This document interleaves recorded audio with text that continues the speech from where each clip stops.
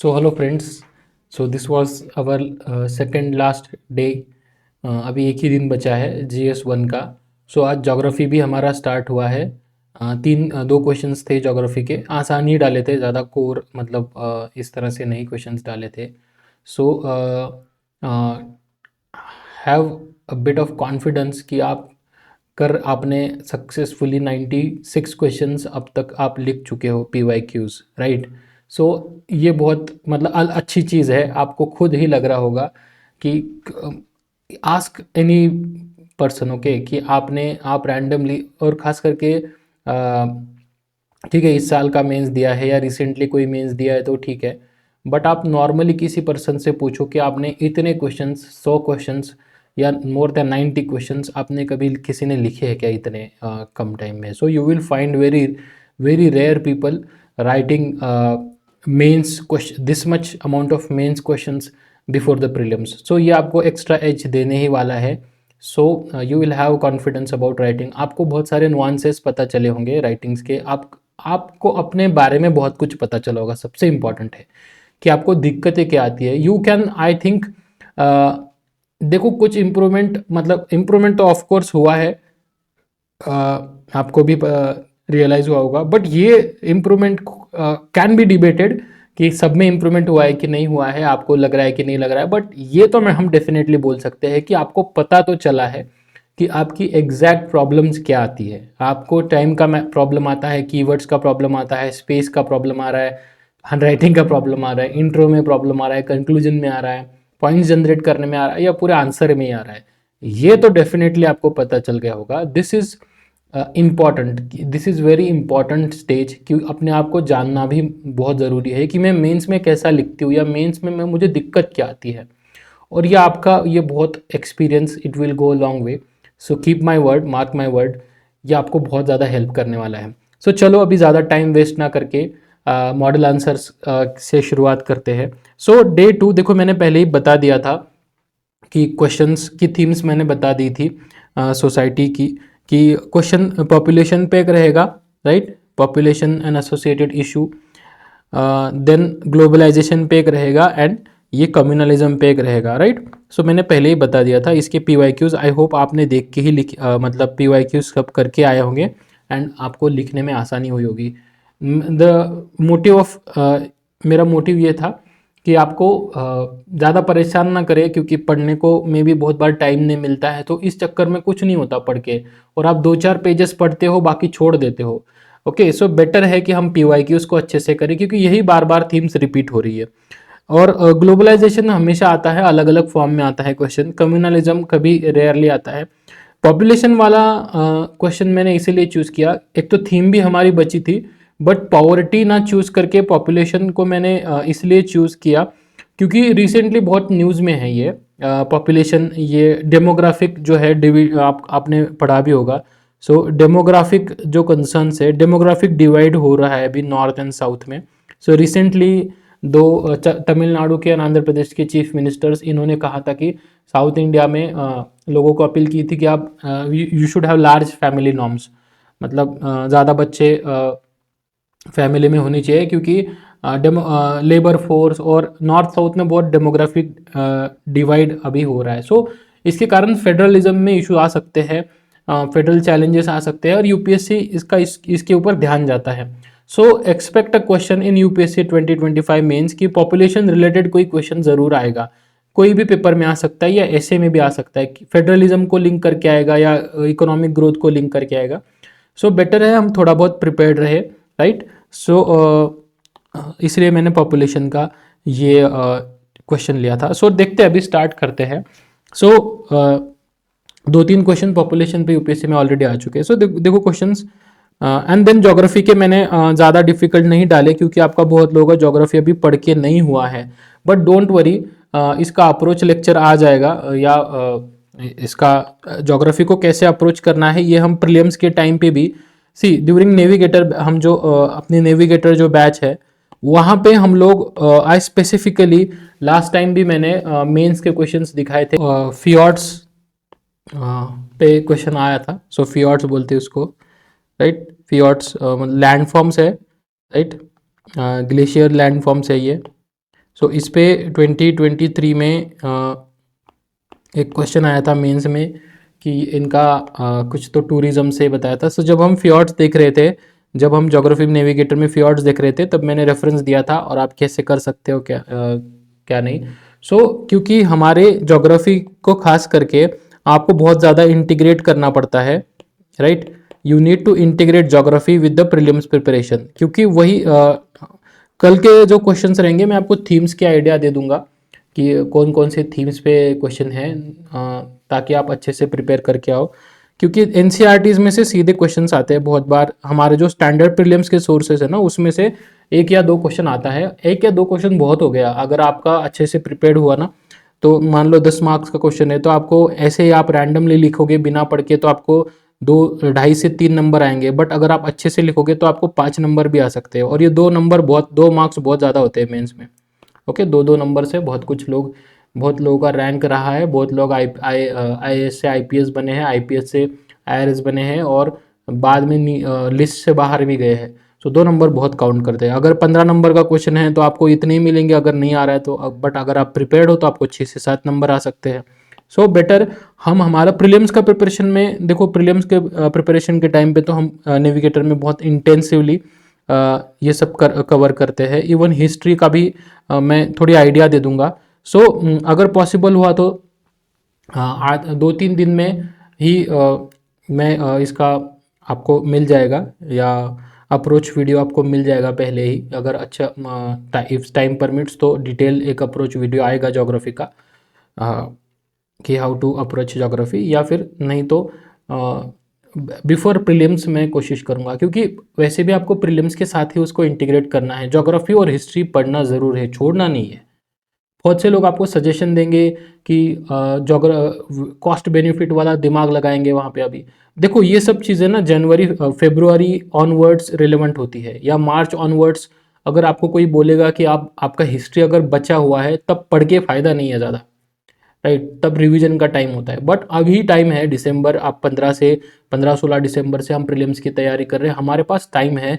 तो हम कोई भी सब्जेक्ट नहीं छोड़ेंगे, हम हिस्ट्री भी अच्छे से करेंगे और ज्योग्राफी भी अच्छे से करेंगे, क्योंकि करना ज़रूरी है। मेंस में हिस्ट्री आता है 70-80 नंबर के लिए। अगर आप प्रीलिम्स के लिए नहीं पढ़ोगे हिस्ट्री भी और ज्योग्राफी भी अच्छे से नहीं पढ़ोगे तो मेंस के टाइम पे तो भूल जाना फिर आप, क्योंकि प्रीलिम्स के बाद आपके पास टाइम ही नहीं है। सो बेटर ये अभी टाइम है, अभी इन सब्जेक्ट्स को डील कर लेंगे। एंड प्रीलिम्स में बिना हिस्ट्री, देखो हिस्ट्री लोग आपको बहुत मिलेंगे। मैं थोड़ा सा ये डिस्कशन हमारा बाहर जा रहा है, बट मैं फिर भी आपको थोड़ा एक I would like to enlighten you on that part, कि बहुत से लोग ना PYQs का ट्रेंड देख के ना बहुत इन्फ्लुएंस हो जाते हैं। देखो हम लोगों ने भी PYQs किए हैं, PYQs बहुत ज़रूरी है। बट PYQs की थीम्स उठाओ, PYQs को अपने PYQs की अंडरस्टैंडिंग अपने पढ़ाई में लेके आओ। बट ये मत करो कि अभी ज्योग्राफी पे हिस्ट्री पे क्वेश्चन ही नहीं आ रहे मॉडर्न पे, तो मैं मॉडर्न के क्वेश्चन ही नहीं करूंगी, मॉडर्न इंडिया पढ़ूंगी ही नहीं। ऐसा नहीं होता।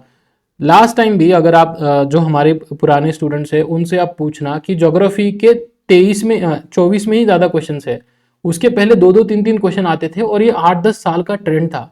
बट मैं जब ज्योग्राफी हम सेशंस ले रहे थे नेविगेटर में, आई स्पेसिफिकली टोल्ड देम कि भाई ज्योग्राफी बहुत स्कोरिंग है, ज्योग्राफी को अच्छे से करो। बहुत से लोगों को याद होगा जिन्होंने ज्योग्राफी के सेशंस किए होंगे, तो I was insisting a lot on specific books ही है यार, 3-4 बुक्स ही है।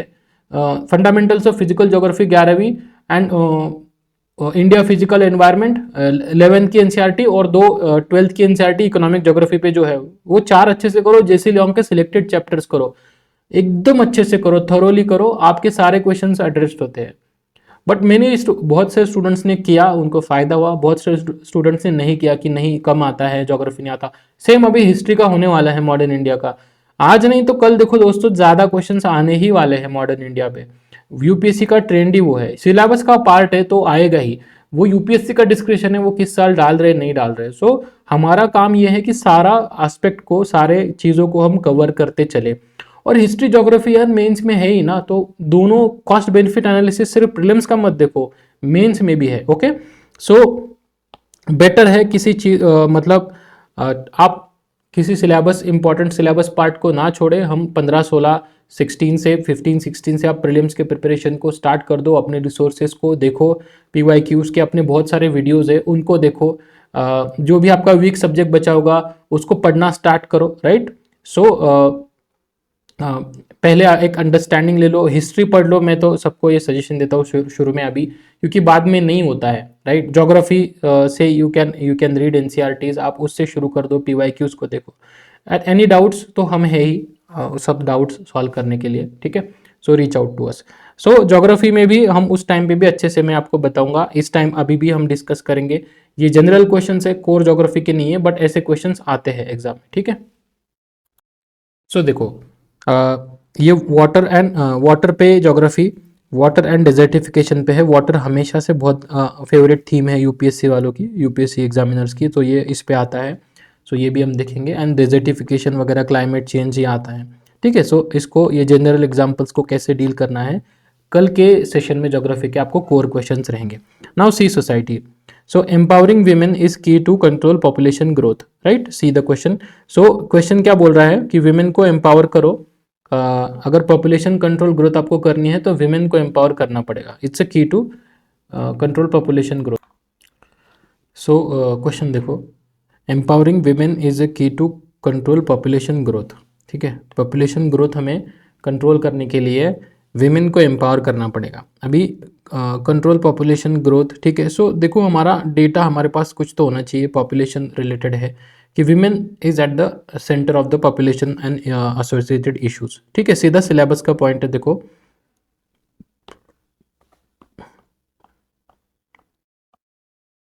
राइट। देखो सिलेबस, देखो सीधा सिलेबस का इंपॉर्टेंट पॉइंट है पॉपुलेशन एंड एसोसिएटेड इश्यूज। सो आपके पास कुछ कॉन्क्रीट पॉइंट्स इसके होने चाहिए। एक जैसे मैंने अर्बनाइजेशन का, हमने एक अप्रोच लेक्चर में देखा था कि आपके पास ना अर्बनाइजेशन का डेटा जैसे है, वैसे पॉपुलेशन का भी कुछ डेटा होना चाहिए। 2-3 फैक्ट्स तो मैंने ही आपको प्रोवाइड किए हैं, सो वो आपके लिए अच्छा रहेगा। जैसे TFR कितना है हमारा पता होना चाहिए। फॉर्चुनेटली आपको 2011 का सेंसस ही याद रखना है। सो उस टाइम पे ग्रोथ रेट हमारी कितनी थी, फॉर एग्जांपल 17.64 डिकेडल ग्रोथ थी। एनुअल ग्रोथ रेट कितनी थी, ये भी थोड़ा याद रखो, ठीक है। क्योंकि नेक्स्ट अभी सेंसस का रिपोर्ट कब आएगा उसका ये नहीं है, नेक्स्ट सेंसस के जब आएगा तब आएगा वो, बट आपको यही याद रखना है कि, या फिर कोई आपको वर्ल्ड पॉपुलेशन का कोई रिपोर्ट है, ठीक है, पॉपुलेशन फंड वाला, तो उसके कुछ अगर आप याद रखें, बट बेसिक ज़्यादा नहीं। सो ये सीधा पॉइंट है सिलेबस का, इंडिपेंडेंट पॉइंट है, तो इस पे क्वेश्चंस एक्सपेक्टेड है। अब ये क्या बोल रहा है कि विमेन एम्पावरमेंट को, अभी एम्पावरमेंट की डेफिनेशन में इसीलिए बोलता हूँ कि एम्पावरमेंट का क्या होता है। एम्पावरमेंट, अभी देखो यहाँ पे एम्पावरमेंट का मतलब हमने देखा है कि एम्पावरमेंट मतलब क्या, enabling individuals to gain control of their lives, make decisions and access to resources and opportunities.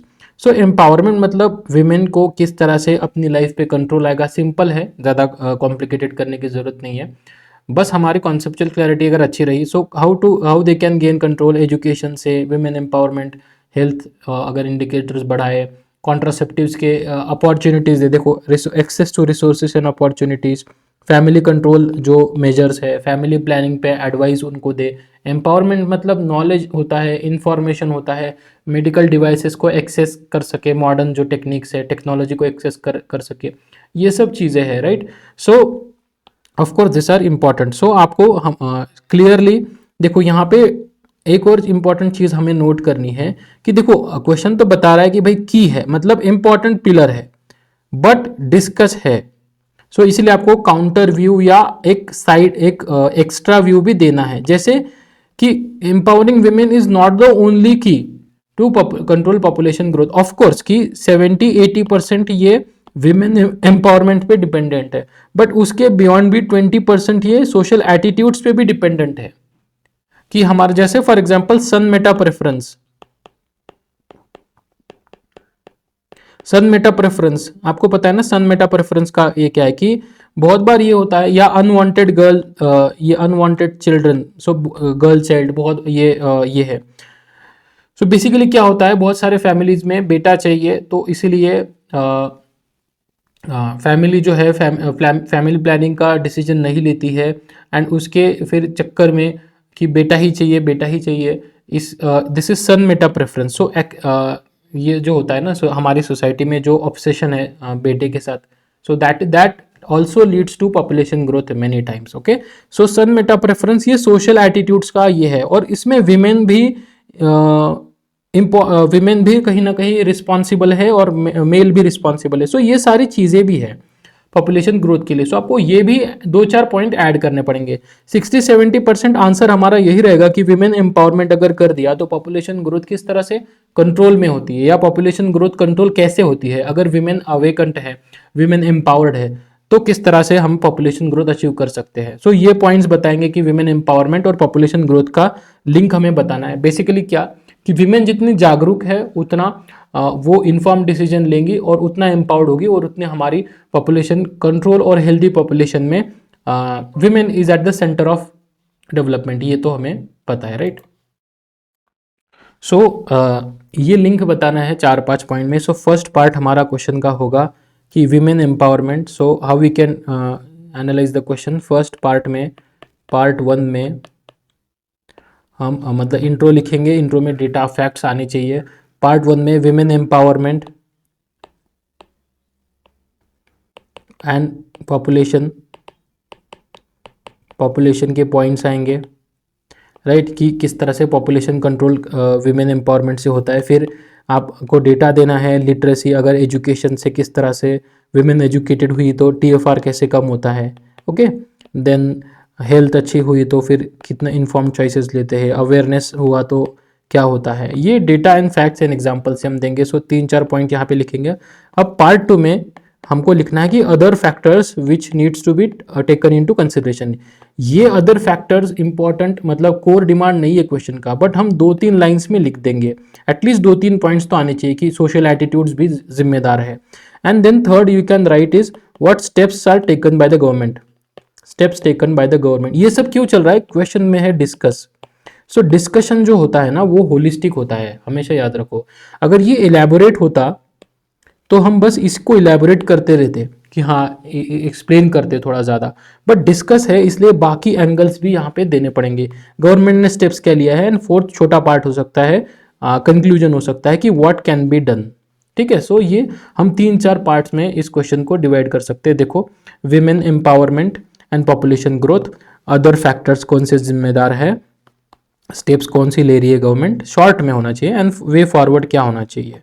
Okay, और ये मैंने यहाँ पे थोड़ा आइडिया दिया है आपको, ये मैं समझाता हूँ क्या है तो ठीक है। सो देखो विमेन इंट्रोडक्शन कैसे करेंगे। देखो GS1 के पॉपुलेशन वगैरह अर्बनाइजेशन के क्वेश्चंस है, विमेन लेबर फोर्स पार्टिसिपेशन पे भी बहुत सारे क्वेश्चंस आते हैं। सो बेटर है हमारे पास कुछ रेडीमेड डेटा अगर हुआ तो अच्छा रहेगा। यहाँ पे पॉपुलेशन ग्रोथ की चीज ये है। So women empowerment and population growth, दो इंपॉर्टेंट अलग अलग कॉन्सेप्ट है, यहाँ पे इंटरलिंक्ड है बट दो कॉन्सेप्ट के बारे में बात हो रही है। सो बहुत से लोग कंफ्यूज होंगे सर विमेन एम्पावरमेंट को डिफाइन करें या पॉपुलेशन ग्रोथ को।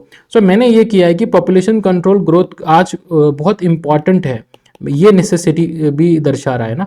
सो मैंने रिसेंट डेटा यूज किया है अकॉर्डिंग टू ये यूनाइटेड नेशन पॉपुलेशन फंड का डेटा है। इंडिया यहाँ पे चाहिए था, India is projected to become the most populous country in the world by 2028। So इसलिए हमें पॉपुलेशन कंट्रोल करने की ये डायलॉग क्या बता रहा है, ये स्टेटमेंट क्या बता रहा है कि मैंने कोई डेटा नहीं लिखा है बट ये यूनाइटेड नेशंस पॉपुलेशन फंड का एक इन्फॉर्मेशन है, वो मैंने यहाँ पे लिखी है।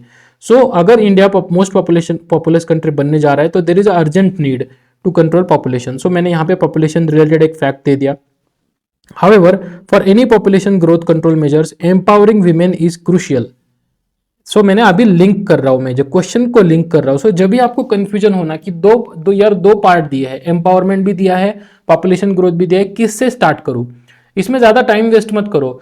जो जहां पे अर्जेंसी है, यहाँ पे पॉपुलेशन ग्रोथ की अर्जेंसी है, आपको मे भी लग रहा होगा।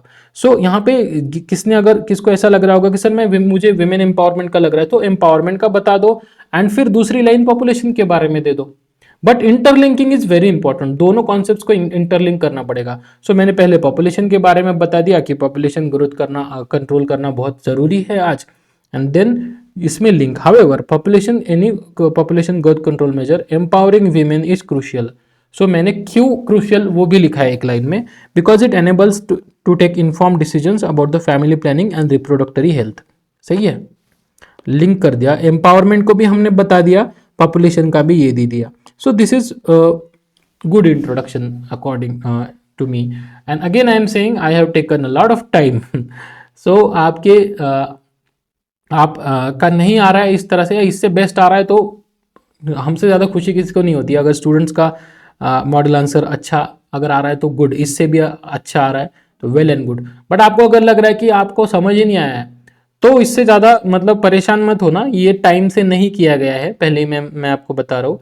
सो ये सोच समझ के, ताकि आपको बताया जा सके इस तरह से होना चाहिए आइडियल, और हम कहीं ना कहीं 50-60% यहाँ पे पहुंच जाएंगे. कंसर्न यहाँ पे कौन से वर्ड्स आप यूज कर रहे हो वो तो है ही, बट क्या हम दो आइडियाज को लिंक कर रहे हैं, ये मेजर कोर डिमांड यहाँ पे होनी चाहिए. क्या हमको क्वेश्चन का मीनिंग समझ में आया, ये इंट्रो का ये होता है, अल्टीमेट ऑब्जेक्टिव होता है. राइट. सो और पर्सन्स के अकॉर्डिंग इंट्रोडक्शंस बदलते हैं. सो ये हमने बता दिया. अब एम्पावरमेंट, अब बस एक एक पैरामीटर को लेना है. एजुकेशन एंड अवेयरनेस से कैसे एम्पावरमेंट, देखो educated women take inform decisions about family planning, बता दिया हमने ये. ओके, फॉर एग्जाम्पल, अब बहुत से लोग ये भी करते हैं कि ये एक्सप्लेनेशन भी स्किप कर देते हैं. Education and awareness, for example Kerala की, आपको यहाँ पे डेटा थोड़ा बहुत तो दो डेटा एग्जाम्पल. केरला की लिटरेसी रेट इतना है, 92 है, और केरला का टोटल फर्टिलिटी रेशियो.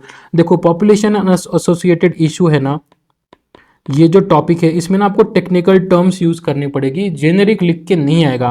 आपको TFR ये यूज करना पड़ेगा आपको. Then of course maternal mortality, under 5 mortality, ये हेल्थ इंडिकेशंस के लिए आपको एनुअल ग्रोथ रेट्स वगैरह इस तरह के टर्म्स यूज करने पड़ेंगे. देन आपको सेक्स रेशियो कितना है, क्या है, राइट, पॉपुलेशन डेंसिटी वगैरह इस तरह के टर्म्स हमें यूज करने चाहिए. राइट.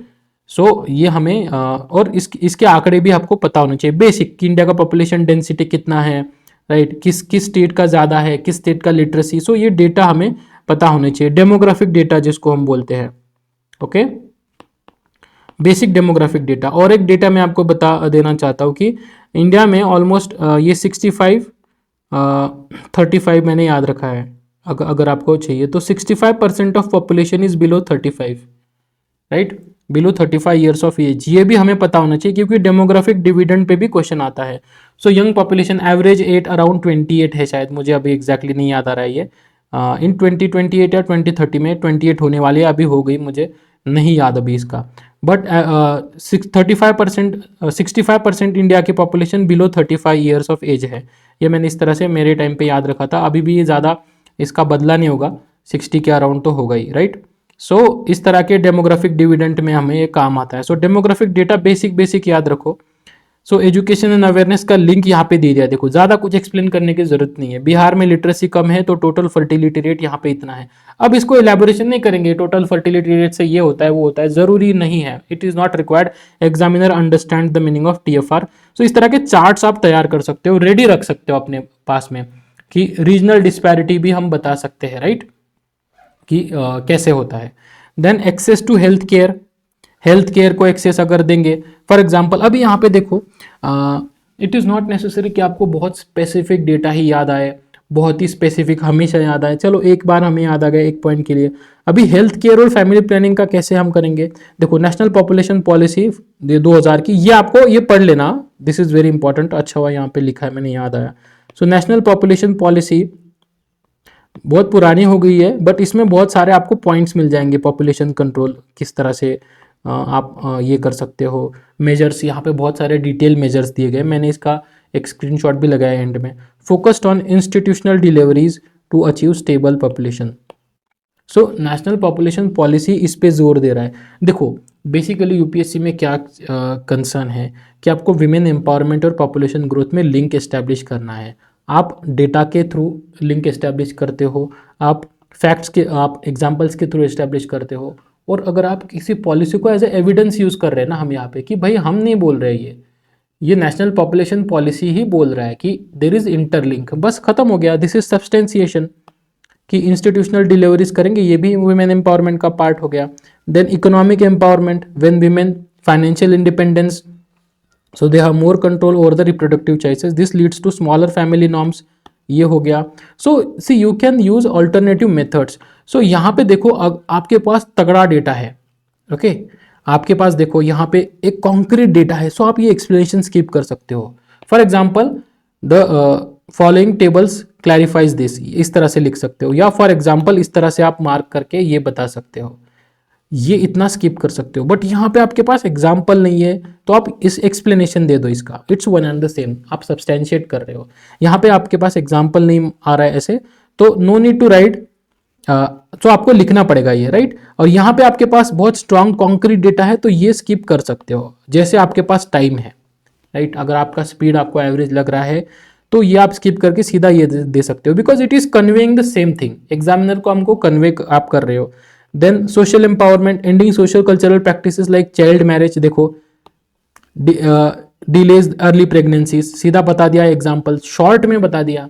सोशल कल्चरल प्रैक्टिसेस को अगर ये भी सोशल एम्पावरमेंट का ही नतीजा हुआ ना, so why I am able to link it, क्योंकि मुझे पता है एम्पावरमेंट का मीनिंग क्या होता है। एम्पावरमेंट का मीनिंग होता है डिसीजन लेना, खुद इतना केपेबल करना कि लोग खुद डिसीजन ले। एंड अर्ली चाइल्ड मैरिज में the girl is not empowered, and हमारी सोसाइटी ही पैट्रियार्कियल नेचर की है, so women are not empowered socially. So अगर सोशल एम्पावरमेंट देंगे मतलब क्या कि उनको खुद निर्णय लेने की क्षमता अगर देंगे, तो चाइल्ड मैरिजेस की प्रैक्टिस को अगर बंद करना is social empowerment, right, because you are giving the child girl child right to educate and many things, right to take her own decisions. So इससे हम पॉपुलेशन ग्रोथ कर सकते हैं, ताकि चाइल्ड मैरिज अगर आगे कर दिया हमने, तो चाइल्ड मैरिज को बंद कर दिया हमने, तो उससे अर्ली प्रेगनेंसी जो है वो नहीं होगी और पॉपुलेशन कंट्रोल में हेल्प होगी। सो ये हमने लिंक कर दिया यहाँ पे, इस तरह से लिंक करना सीखो, right, you learn it's. 2-3 example यहाँ पे आ जाएंगे। Political empowerment, participation of women in making decisions ensures responsible and inclusive policies that addresses special needs of women, right. So यहाँ पे आप ये भी कर सकते हो कि अनमेट कॉन्ट्रासेप्टिव नीड्स को पहुंचाना। Then education regarding population, giving education to women regarding population, ये भी एम्पावरमेंट ही है ना, ये तो जनरल एजुकेशन हो गया, एजुकेशन एंड अवेयरनेस, ठीक है, यहाँ पे हमने इंक्लूड कर लिया था, ठीक है, ओके। सो देखो 5 से 6 पॉइंट्स ये, यहाँ पे हमने डाइवर्स लेवल पे देखो ये किया। पहले तो हमने एजुकेशन और हेल्थ पे फोकस किया क्योंकि ये मुझे तुरंत पॉइंट्स याद आए। फिर मैंने सोचा कि पॉइंट्स अभी किस तरह से ऐड कर सकते हैं। फिर इकोनॉमिक एम्पावरमेंट, बात एम्पावरमेंट की हो रही थी, सो इकोनॉमिक एम्पावरमेंट आ गया, सोशल एम्पावरमेंट आ गया, पॉलिटिकल एम्पावरमेंट आ गया। सो इसीलिए सो ब्रेनस्टॉर्म जब आप करते हो तब एम्पावरमेंट का मीनिंग क्या है, कौन सी empowerment, social, educational, economic empowerment, so इस तरह से आप लिंक कर सकते हो, okay. So brainstorming is very important, तो आपको डायमेंशंस अच्छे से मिल जाते हैं यहाँ पे, ठीक है। और ये मैंने एम्पावरमेंट ये वर्ड क्यों यूज़ किया है बार बार, क्योंकि आपको रीइंफोर्स करना पड़ता है, right, you need to reinforce the main idea कि वीमेन एम्पावरमेंट हो रही है, राइट। ये दो तो मुझे बहुत कॉन्क्रीट पॉइंट्स लगे, एजुकेशन एंड हेल्थ। सो ये तो तुरंत हमें किसी को भी याद आते हैं, इसके बियॉन्ड 2-3 पॉइंट्स के बियॉन्ड हमें ज़्यादा पॉइंट्स याद नहीं आते हैं। सो बेटर है कैसा रूट अपनाया मैंने, economic, social and political empowerment, okay, क्योंकि मुझे ज़्यादा पॉइंट्स यहाँ पे मिल नहीं रहे थे, राइट, कि जो सिंपल हो। सो मैंने ब्रेनस्टॉर्म किया और इकोनॉमिक, सोशल एंड पॉलिटिकल, ऐसे 3 लेवल पे हम डिवाइड कर सकते हैं एम्पावरमेंट को। एम्पावरमेंट का कोई भी क्वेश्चन आए तो you can follow this technique, social, economic and political empowerment. Now other factors, बाकी फैक्टर्स भी है, जैसे क्या क्या फैक्टर्स है देखो, सोशल एटीट्यूड्स है। So it's a complex socio cultural phenomena, social attitudes है, सन मेटा प्रेफरेंस, ज़्यादा एक्सप्लेन नहीं करना है, मैंने पहले ही कहा कि this is not the main idea of the question.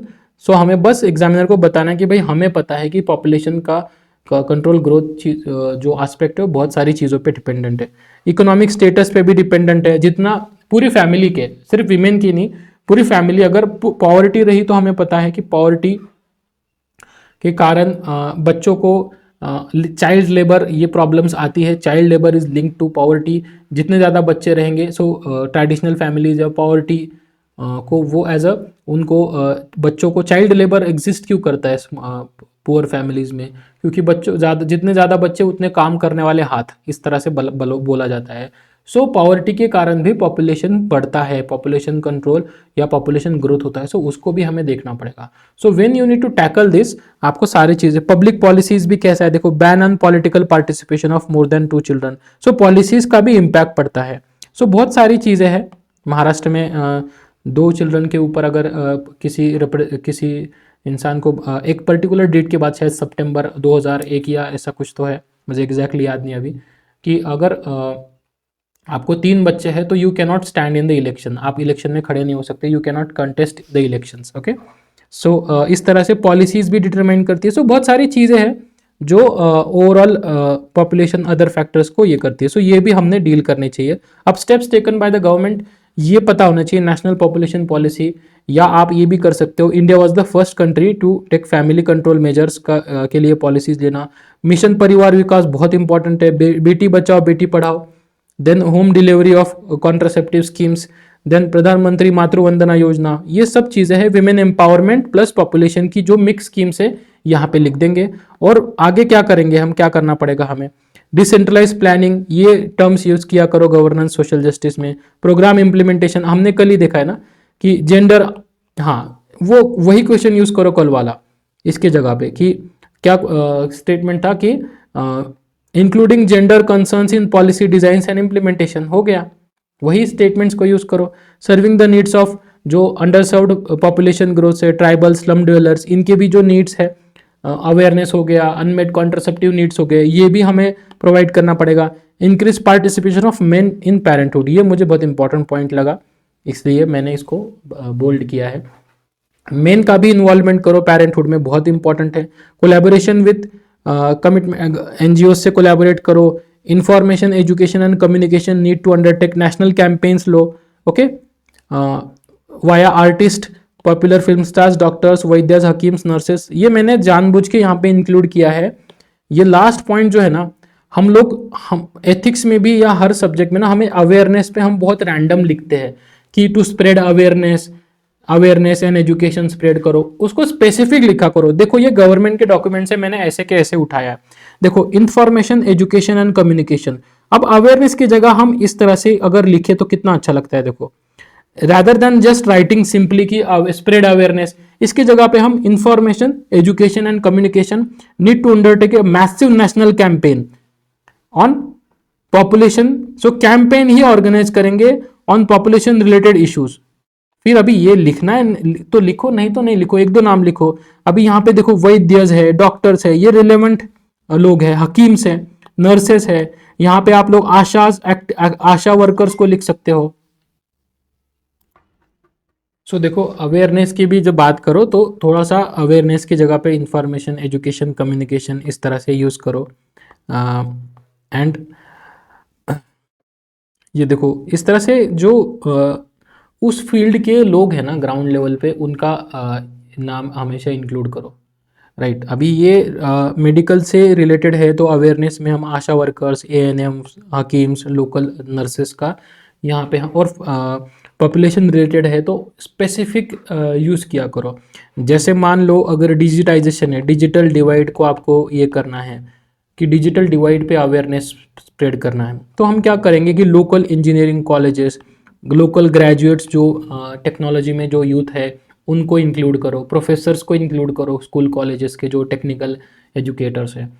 So this gives very specific approach. और ये कहीं ना कहीं आधा नंबर, या क्योंकि देखो ये बेसिकली ये ह्यूमन चेकिंग, देखो जितना यूपीएससी का चेकिंग है ऑफकोर्स की कुछ ऑब्जेक्टिव क्राइटेरियाज तो है, बट आप कुछ एक्स्ट्रा अगर एज देते हो, जैसे ऐसे में है, ऐसे में क्या ऑब्जेक्टिविटी आप लाने की कोशिश करो। ऐसे एक तो बेसिक स्ट्रक्चर तो है लिखने का, बट ऐसे उसको अगर पसंद आ गया तो 135, 140 से 170 जिन लोगों को आते हैं, फिर उनके इसमें क्या डिफरेंस होता है। यही 3-4 चीजें एग्जामिनर को बहुत अपील करती है, और ह्यूमन टेंडेंसी वो ज़्यादा नंबर देता है। तो इसलिए कुछ अलग करने की कोशिश करो। अलग करने की जब मैं बात कर रहा हूँ तो ऐसा नहीं कि अभी रिसर्च करते बैठ जाओ, नेचुरली लाने की कोशिश करो, ओके।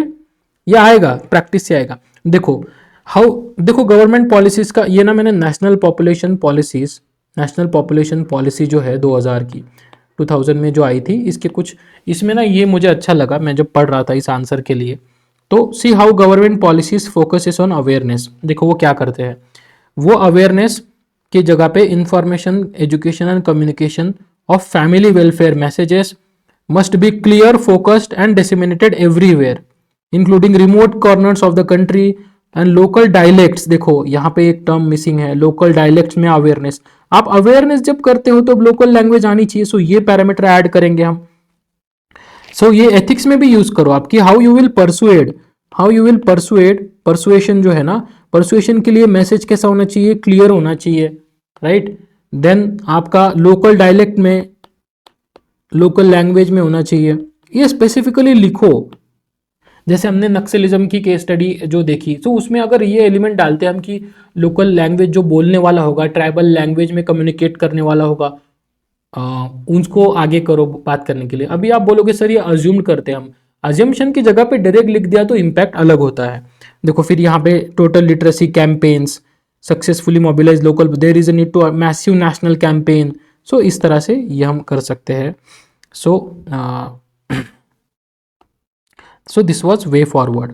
सो अभी देखो यहाँ पे मैंने वे फॉरवर्ड मतलब सजेशंस को एज अ कंक्लूजन यूज़ किया है। अगर आपको ये नहीं याद आता, अगर आपको शॉर्ट में लिखने हैं, और जैसे आप क्या कर सकते हो कि नेशनल पॉपुलेशन पॉलिसी में पढ़ने को आपको इसलिए बोल रहा हूँ फीचर्स, कि उसमें लिखा है कि 2047 तक हमें 2045 तक हमें स्टेबल पॉपुलेशन अचीव करनी है।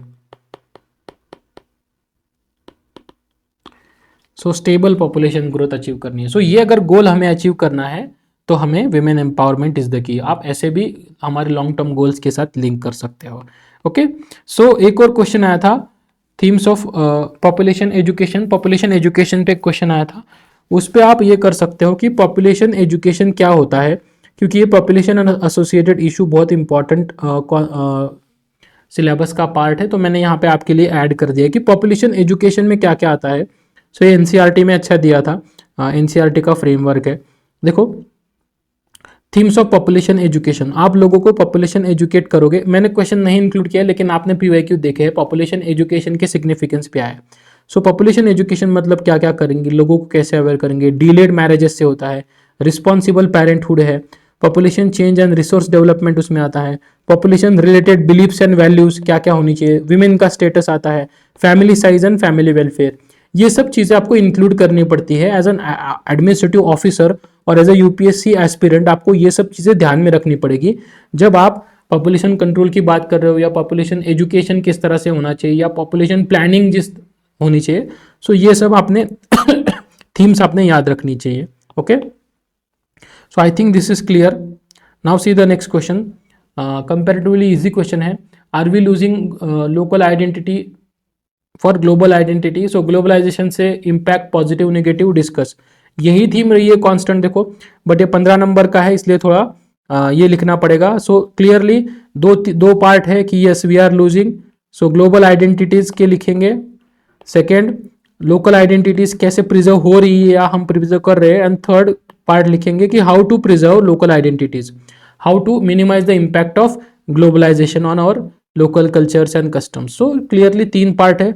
आप ये भी ऐड कर सकते हो कि गवर्नमेंट क्या कर रही है, या केस स्टडीज भी आप लिख सकते हो, right.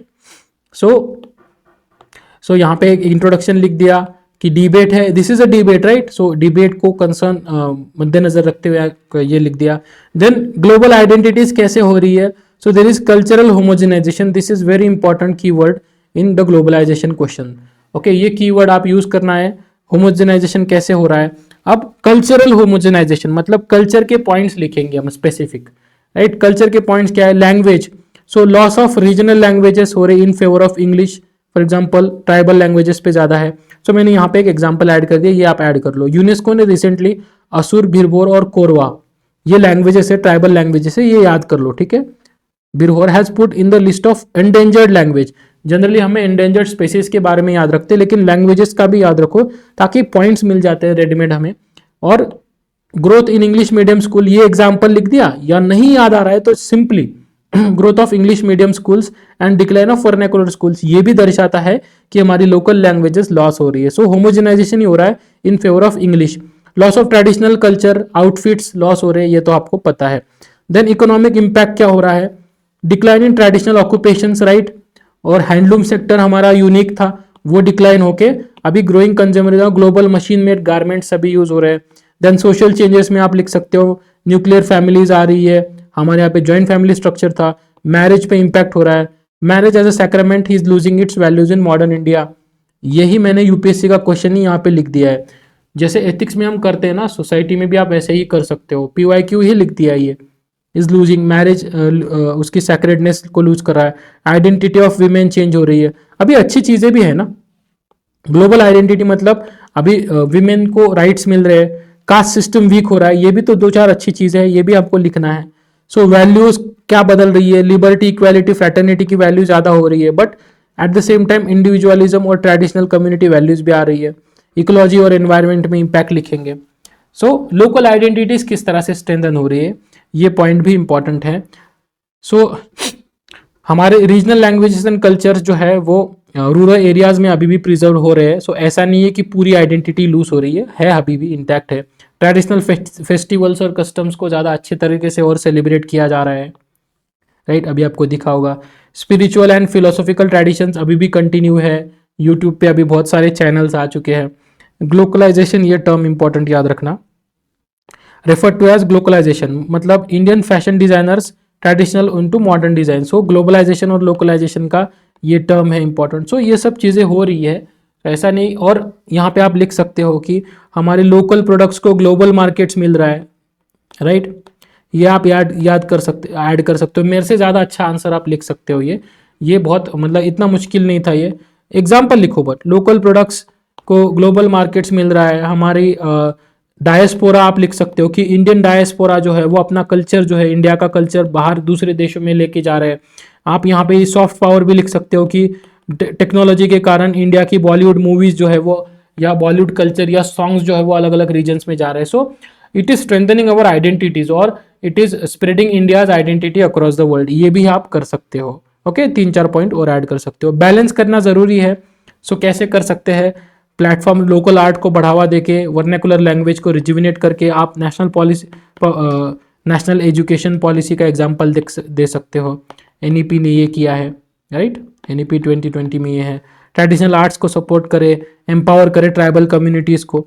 So steps taken by the government ने क्या क्या स्टेप्स लिए हैं, देखो कल्चरल इंस्टीट्यूशंस बनाए हैं, संगीत नाटक एकेडमी, ये प्रीलिम्स के टाइम पे पढ़ते हैं। देखो प्रीलिम्स का यूज़ बहुत होता है GS1 में खास करके। Revitalisation of arts and crafts, कला क्षेत्र फाउंडेशन, इस तरह से आप ऑर्गेनाइजेशंस का नाम लिखो। देन एक स्कीम्स कोई होगी पर्टिकुलरली, राइट। देन इन्वेंट्री है, यूनेस्को का रिकग्निशन है। यूनेस्को ने बहुत सारी साइट्स, आप यूनेस्को की साइट्स भी ये कर सकते हो। मोर देन 40 साइट्स है अभी वर्ल्ड हेरिटेज साइट्स इंडिया में। सो गवर्नमेंट ही एफर्ट कर रही है ना to protect and conserve our culture. Thus the need of the hour is to blend global advancement with local heritage, execution policy initiatives et cetera are important. So there is a need to preserve our local identity as well as we need to become global to achieve the developed status by 2047. इस तरह से भी लिख सकते हो या summarise कर सकते हो. So ये कंपैरेटिवली इजी था समझने के लिए, इसलिए मैंने थोड़ा फास्ट इसको लिया है. So positive, negatives and steps taken. But यहाँ पे इंपॉर्टेंट यह है कि 15 नंबर का क्वेश्चन है, 15 मार्क्स का क्वेश्चन है. सो आपको एटलीस्ट 15-16 पॉइंट्स तो लिखने पड़ेंगे. ओके एंड 3-4 पार्ट्स में हम क्वेश्चन को डिवाइड करने की कोशिश करेंगे. ठीक है. So let us see the third question.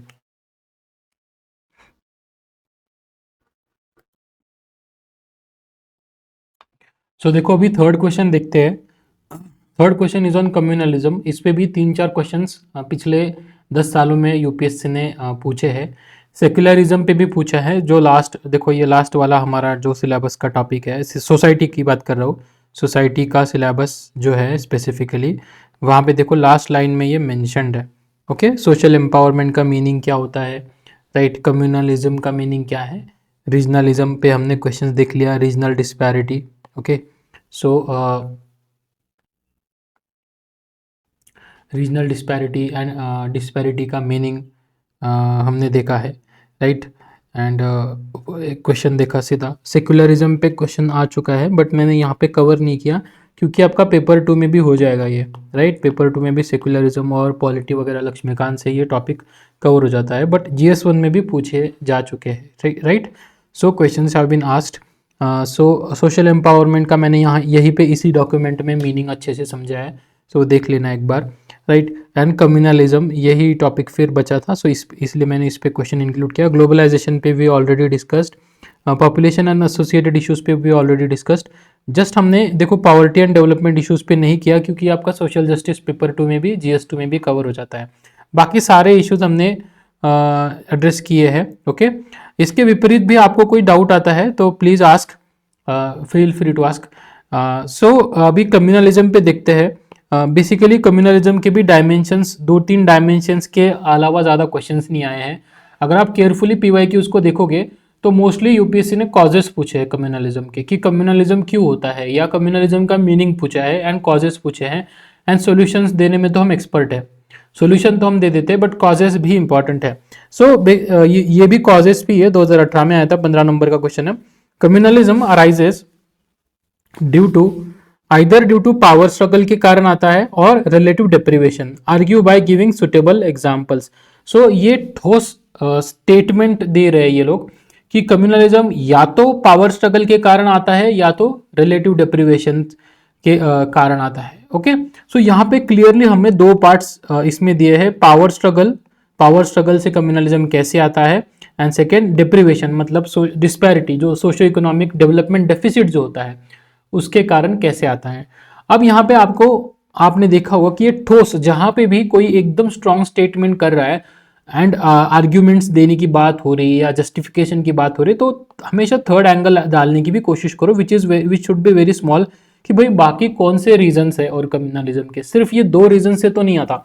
Yes, majority जो है 70-80% जो रीजंस है कम्युनलिज्म के लिए, ये 2 ही फंडामेंटल रीजंस है, बट इसके बावजूद भी बहुत सारे रीजन है छोटे मोटे, वो भी हम कोट करेंगे क्योंकि फिर एक होलिस्टिकली एड्रेस हो जाएगा। और 15 नंबर का क्वेश्चन है, हमारे पास पॉइंट्स भी आ जाएंगे सेम, हमें जैसे हमने इसका देखा था पॉपुलेशन ग्रोथ वाला क्वेश्चन देखा कि yes women empowerment is key, but there are also other aspects which we need to consider. So यहाँ पे भी हम थर्ड पार्ट करेंगे कि अदर रीजंस क्या है, एंड देन कम्युनल सॉल्यूशन में आप दे सकते हो, पार्ट 4 थोड़ा दे सकते हो कि what measures can be taken, और ये इसके साथ मिक्स कर सकते हो गवर्नमेंट ने क्या क्या मेजर्स किए हैं। So we can typically divide this question into 4 parts, right. So देखो पहले पार्ट्स देख लेते हैं क्वेश्चंस के, हमने मॉडल आंसर में कैसे ये किया है, okay. So communalism and power struggle, so पहला एक पार्ट डिस्कस किया है। Then communalism and relative deprivation, then जैसे मैंने कहा कि other factors are also responsible for the rise of communalism, and last is way forward, एक होलिस्टिक पर्सपेक्टिव से देखना पड़ेगा। सो इसको भी देखना, मतलब क्या होलिस्टिक पर्सपेक्टिव, क्या कि बस पावर स्ट्रगल को दूर करना या ये समस्या को दिक्कत दूर करना ही नहीं, हमें होलिस्टिकली डील करना चाहिए जिसमें ये सारे फैक्टर्स को भी हम एड्रेस कर सके, ओके। सो ये सॉल्यूशन हो जाएगा, and then conclusion, okay. So this are the 4 parts, 2 major parts and third and fourth ये स्मॉल पार्ट्स होंगे हमारे इसमें। सो स्ट्रक्चर इजी था इतना, बस यहाँ पे दिक्कत ये आएगी कि हमें आर्ग्यूमेंट्स नहीं मिलते हैं बहुत सारी, और उसको भी कैसे डील करना है हम देखते हैं कि पावर स्ट्रगल में 2-4 चीजें ही हमें याद आती है बस, बट उनको लिखना है, और कैसे यहाँ पे हम पॉइंट ज्यादा जनरेट कर पाएंगे। देखो सो बेसिकली ये मैंने बहुत ढूंढ के, बहुत रिसर्च करके 3 डेफिनेशन निकाली है, आप इसमें से कुछ भी कोई भी याद कर लो। बेस्ट कंडीशन है अगर सारे के सारे डेफिनेशंस आपने याद कर लिए ना, तीनों के तीनों डेफिनेशंस अगर आप याद कर लेते हो आपके, तो आपका क्या होगा ना, आर्ग्यूमेंट्स देने को काम आएंगे, राइट। सो बेसिकली देखो अगर रजनी कोठारी के अनुसार जो है, communalism refers to tendency for religious communities to view themselves as a discrete and antagonistic entities. So ये कम्युनलिज्म का, क्योंकि डेफिनेशन देखो देखो क्वेश्चन क्या है, इंट्रोडक्शन की मैं बात कर रहा हूँ, क्वेश्चन इज अबाउट कम्युनलिज्म के कॉजेस। सो यहाँ पे बनता है लॉजिकली कि उसको डिफाइन करना कि कम्युनलिज्म, या फिर आप रिसेंट कोई इशू हुआ होगा, रिसेंट कॉन्टेक्स्ट हमेशा एक अच्छा पर्याय होता है इंट्रोडक्शन लिखने के लिए। कोई रिसेंट अगर कम्युनल वायलेंस हुआ है या रिसेंट कम्युनल क्लैशेस हुए हैं, जो भी हुआ है उसका कॉन्टेक्स्ट भी दे सकते हो, या फिर सबसे स्टैंडर्ड क्या होता है, डिफाइन करो, क्योंकि उसी के बारे में पूछा गया, तो बेटर कम्युनलिज्म को हम डिफाइन करेंगे। अब यहाँ पे मैंने 3 डेफिनेशंस की मैं बात कर रहा हूँ, जैसे रजनी कोठारी डिफाइन करते हैं tendency of religious communities to view themselves as discrete and antagonistic agencies. अलग अलग एजेंसी है सो हम एक धर्म बोलता है कि हम इनसे अलग है, ओके, हम इनसे अलग है, ये तो बात है, बट उसके बियॉन्ड जाके एंटेगोनिस्टिक अपोजिट है, दोनों के डिमांड जो है अपोजिट है, या दोनों के व्यूज विचार जो है ट्रेडिशन जो है वो अपोजिट है। सो ये रजनी कोठारी डिफाइन करते हैं। ये छोटी डेफिनेशन है, यू कैन, आपको एक तो डेफिनेशन याद करनी पड़ेगी।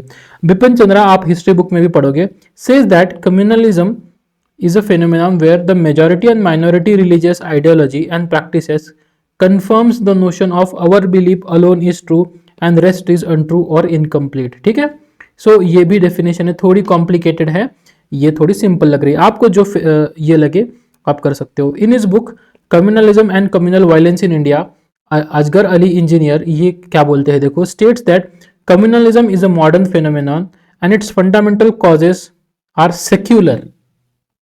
बहुत हटके डेफिनेशन है कि हम लोग कम्युनलिज्म को जनरली रिलीजन से लिंक करते हैं, बट क्वेश्चन भी देखो क्या है, क्वेश्चन भी क्या बोल रहा है कि भाई रिलीजन नहीं, कम्युनलिज्म या तो पावर स्ट्रगल से आता है या तो रिलीजियस डिप्रिवेशन से आता है। सो ये अली असगर इंजीनियर वही बोल रहे हैं, क्या बोल रहे हैं देखो, इस एंड इट्स फंडामेंटल कॉजेज जो है, root causes are secular like competition for share in the political power और गवर्नमेंट जॉब्स। सो ये यहाँ पे परफेक्ट बैठता है।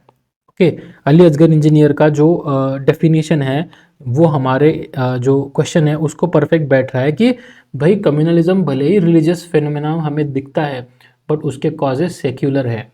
सेक्युलर मतलब रिलीजियस के विपरीत, जो जनरल ये है। सेक्युलर का मतलब सिर्फ पॉलिटिक्स के इसमें मतलब, उसको सेक्युलर का मतलब होता है कि रिलीजन के विपरीत चीज़ें जो है, राइट। सो रिलीजन के विपरीत चीज़ें हैं, जैसे कंपटीशन फॉर पावर और share in the government job. So modern phenomena है, और आप शॉर्ट में ये भी लिख सकते हो, for Ali Asghar Engineer, Asghar Ali Engineer believes that causes of communalism are competition for political power और गवर्नमेंट जॉब्स। बिपिन चंद्रा के भी इसको आप ये कर सकते हो, शॉर्ट में लिख सकते हो कि our belief alone is true and rest is untrue, ये भी आप लिख सकते हो। And discrete and antagonistic tendencies. So जैसे मतलब कि आप आर्ग्यू कर सकते हो कि बिपिन चंद्रा ने ये कहा है शॉर्ट में कि our belief alone is true and rest is untrue और इनकम्प्लीट, पूरा ना लिख के, बस एग्जामिनर को, क्योंकि इतना नॉलेजेबल होते हैं एग्जामिनर, उनको समझ में आता है कि इन्होंने क्या कहा है, राइट।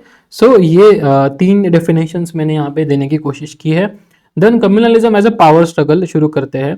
सो बेसिकली यहाँ पे क्या है, जहाँ पे भी आपको पॉइंट्स जनरेट करने में दिक्कत आए ना, तो मैं हमेशा ये टेंडेंसी, ये स्ट्रैटेजी यूज़ करता हूँ कि पहली लाइन में सब डिफाइन कर देता हूँ। सो जैसे एक यहाँ पे पावर स्ट्रगल एक ही चीज़ को अलग अलग पॉइंट्स जनरेट करने में मुश्किल होगी हमें, तो मैंने क्या स्ट्रैटेजी अपनाई है यहाँ पे कि एक तो इसकी फिलॉसफी को मेंशन कर दिया है शुरू में कि कैसे कम्युनलिज्म और पावर स्ट्रगल में लिंक क्या है, how politicians political class exploits it, right. And फिर उसके एग्जांपल्स नीचे 5-6 एलैबोरेशंस के थ्रू ये बताया, क्योंकि देखो क्वेश्चन में पूछा है कि इलस्ट्रेशंस चाहिए, सो क्वेश्चन में बहुत सारे एग्जांपल्स डिमांड कर रहा है, सो बेटर है एक ही लाइन में मैं आर्गुमेंट दे दूं। सो व्हेन डिफरेंट रिलीजियस और ethnic groups compete for political power, tensions within the community can intensify, right? Politicians often exploit these divisions to gain electoral support, thereby worsening the existing discord, ठीक है। So leading to communal tensions, for example, ये फिर example दिया, British policy of divide and rule, इसको बता दिया कि Britishers ने कम्युनल अवार्ड क्यों लाया, क्योंकि वो इंडियन सोसाइटी को डिवाइड करना चाहते थे एंड पावर को। सो यहाँ पे कम्युनलिज्म और पावर हर पॉइंट में आपको रीइंफोर्स करना पड़ेगा कि किस तरह से कम्युनलिज्म पॉलिटिक्स में ये होता है, राइट, यूज किया जाता है पॉलिटिक्स के लिए। मुस्लिम लीग ने भी कम्युनलिज्म को यूज किया पार्टीशन के लिए, अपने पॉलिटिकल एजेंडास को ये करने के लिए। सो ये एक एग्जांपल दे दिया। सो कम्युनलिज्म क्योंकि इंडिपेंडेंस के टाइम पे इंडिया में ब्रिटिशर्स के द्वारा तैयार किया गया है, तो इसलिए उस टाइम के एग्जांपल्स देना इंपॉर्टेंट है, ये कॉन्टेक्स्ट सेट करता है, right. To attract voters, political class often use communal ideologies and past incidences to generate fear, hate for communities. For example hate speeches by political leader during elections, ये बहुत बार आपको experience आया होगा। ये किस लिए, to garner the support, politics of appeasement होता है, right, driven by political agendas and vested interest. Political parties often make decisions that fuel communal violence. For example government in the past have succumb to pressures by the fundamentalist, ban on literary works, बहुत बार आपने देखा होगा, जैसे तस्लीमा नसरीन का example है, सलमान रश्दी का example है कि फंडामेंटलिस्ट के प्रेशर में आके गवर्नमेंट ने बहुत बार जो लिबरल बुक्स है उनके ऊपर बैन किया है। सो ये भी है, this is politics of appeasement. So ऐसा पॉलिटिक्स जो है, क्योंकि सरकार अपने स्किन को बचाने के लिए या अपना वोटर बेस को कंसोलिडेट करने के लिए वो प्रोग्रेसिव स्टेप्स नहीं लेते हैं और फंडामेंटलिस्ट ग्रुप्स को अपीज करते हैं। सो पॉलिटिक्स ऑफ अपीजमेंट ये भी दिखाता है। पॉलिटिक्स ऑफ पोलराइजेशन, ये तो हमें पता है, right. Politics of polarisation, how political parties tend to polarise people based on religion to gain the power, right. So divide and rules की। सो एक तो मैंने यहाँ पे क्या किया, यहाँ पे हमने एक बेसिक आर्गुमेंट दे दी और उसके 5-6 एग्जाम्पल्स यहाँ पे दे दिए, यहाँ पे समझा दिया कि भाई देखो कम्युनलिज्म जो है वो पॉलिटिक्स के कारण पॉलिटिकल स्ट्रगल दिखाता है। रिलेटिव डेप्रिवेशन मतलब एक कम्युनिटी की डेवलपमेंट अच्छी होती है, दूसरी की बुरी होती है, तो जिसकी बुरी होती है उसके लीडर्स वो डेवलपमेंट डेफिसिट्स को एक्सप्लॉइट करते हैं कि तुम पे अत्याचार हो रहा है, सेम जैसे नक्सलिज्म का ये है। सो रिलेटिव डेप्रिवेशन के कारण you can easily mobilize people into your agenda. So uneven development, यहाँ पे फिर से समझा देंगे हम। Class divisions, poverty, unemployment, so deprivations को हमने इलेबोरेट किया। Aggravates insecurity in the common people which make them vulnerable to political manipulation. For instance riots in industrial town of Bhiwandi in Mumbai 1780s and 1970s and 80s। अब यहाँ पे आपको एक बात याद रखनी है, कम्युनल वायलेंस में आपको 4-5 एग्जाम्पल देने पड़ेंगे। एक तो फर्स्ट इसमें हमने हेट स्पीचेस का एग्जाम्पल दिया, पार्टीशन का एग्जाम्पल दिया, देन हमने मुस्लिम लीग का एग्जाम्पल दिया। अब यहाँ पे आपको एग्जाम्पल कुछ पुराने, जैसे भिवंडी जो है मुंबई में 70s और 80s में, भिवंडी जो है this is an industrial area in Mumbai, और 70s और 80s में वहाँ पे वर्किंग क्लास ज़्यादा था, मतलब डोमिनेटेड बाय वर्किंग क्लास। तो ऐसा ट्रेडिशनली कहा जाता है कि वर्किंग क्लास में एजुकेशन होता है, अवेयरनेस होता है। सो वर्किंग क्लास में कम्युनल वायलेंस, या वर्किंग क्लास एरिया में, इंडस्ट्रियल एरिया में कम्युनल वायलेंस जनरली नहीं होता।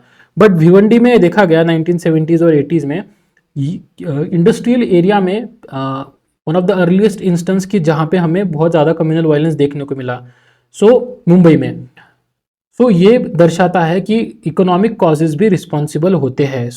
Even if you just mention the Bhiwandi riots of 1970s and 80s were due to had the reasons in economic deprivations, इतना भी बहुत है, रिसर्च करने की जरूरत नहीं है, right. Economic tensions between the communities often escalate into communal conflicts. For instance, communal riots during religious festivals, right? So basically economic tensions होते हैं कम्युनिटीज में बहुत बार, और वो हमें दूसरे तीसरे फॉर्म में दिखते हैं। फिर वो रिलीजियस फेस्टिवल्स के टाइम पे वो बाहर निकलते हैं, बहुत अलग अलग चीज़ें हैं।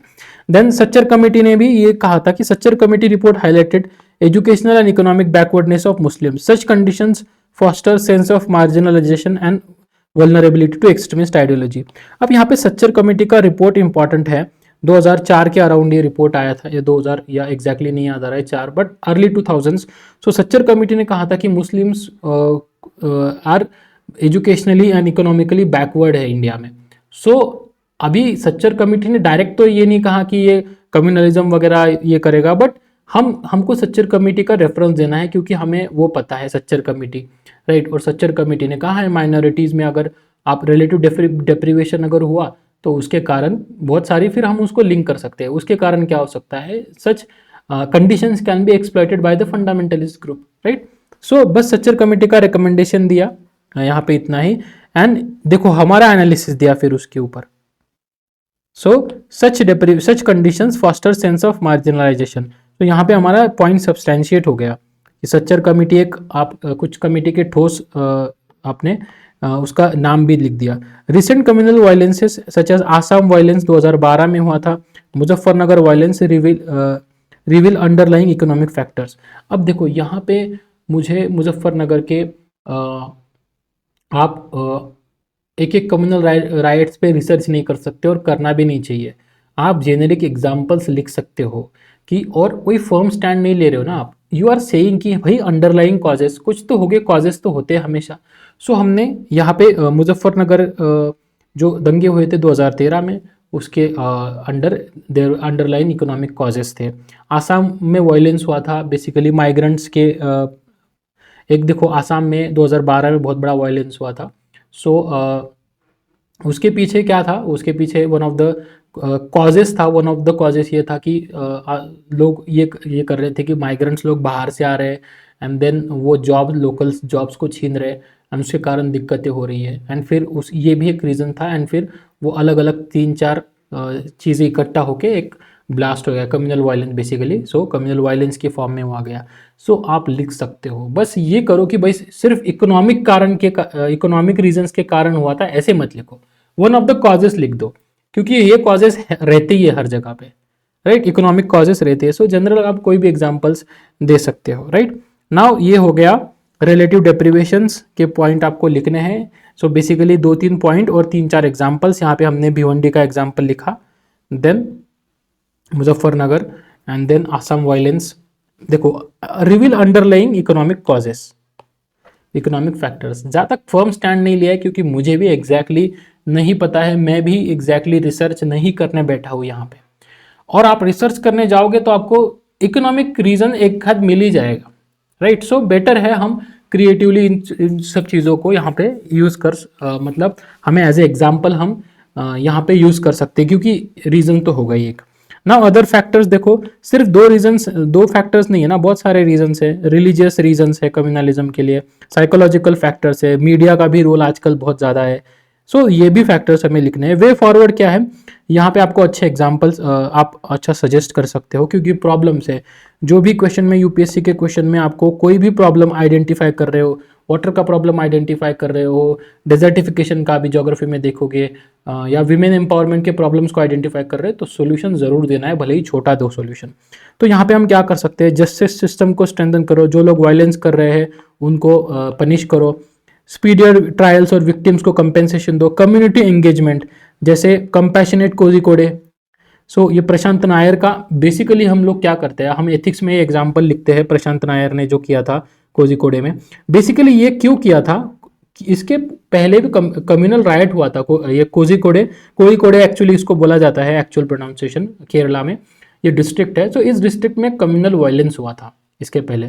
फिर जो वहाँ के डिस्ट्रिक्ट कलेक्टर थे प्रशांत नायर, उन्होंने देखा कि कम्युनल वायलेंस खाली लॉ एंड ऑर्डर प्रॉब्लम नहीं है, कम्युनल वायलेंस हो रहा है क्या, ताकि और इसका ये क्या इंडिकेट करता है कि लोगों में ट्रस्ट नहीं है। सो लोगों में ट्रस्ट नहीं है, एक दूसरे के प्रति सहानुभूति नहीं है, कंपैशन नहीं है, एम्पैथी नहीं है। सो इसीलिए प्रशांत नायर ने एक होलिस्टिक जो है प्रोग्राम डिजाइन किया। उसमें बहुत सारी चीजें जैसे ऑपरेशन सुलेमानी थी, और जिसमें गरीब लोगों को खाना दिलाया जाता था। और खाना कहाँ पे, होटल्स को उन्होंने अपील किया था कि आप पार्टिसिपेट करो, हम आपको फेलिसिटेट करेंगे, अप्रिशिएट करेंगे। और उनके साथ एक मिल के उन्होंने ऑपरेशन सुलेमानी लॉन्च किया था। फिर बहुत सारे इनिशिएटिव्स थे, स्कॉलरशिप्स इनिशिएटिव्स थे, स्पोर्ट्स इवेंट्स थे, यूथ को मोबिलाइज करना था, ताकि एक कम्युनिटीज़ को एक दूसरे के बारे में एम्पैथी निर्माण हो, कंपैशन क्रिएट हो। इसलिए इसका नाम दिया गया कंपैशनेट कोझिकोडे। सो ये दर्शाता है इनोवेटिव अप्रोच। सो ऐसे इनोवेटिव अप्रोचेस को हमने ये लेना चाहिए। देन अगेन आपको लिखना है कम्युनिटी पोलिसिंग में एक भिवंडी एक्सपेरिमेंट। ओके, देखो भिवंडी एक्सपेरिमेंट बेसिकली क्या है, ये भिवंडी एक्सपेरिमेंट जरूर लिखना, एग्जामिनर को पता होता है। जैसे हमने देखा एग्जाम्पल में, देखो 1970s और 80s में भिवंडी में बहुत दंगे हो रहे थे, राइट, दो कम्युनिटीज के बीच में। एंड वहां पे देखो हम अभी आईपीएस रिटायर्ड हो गए, आईपीएस सुरेश खोपड़े,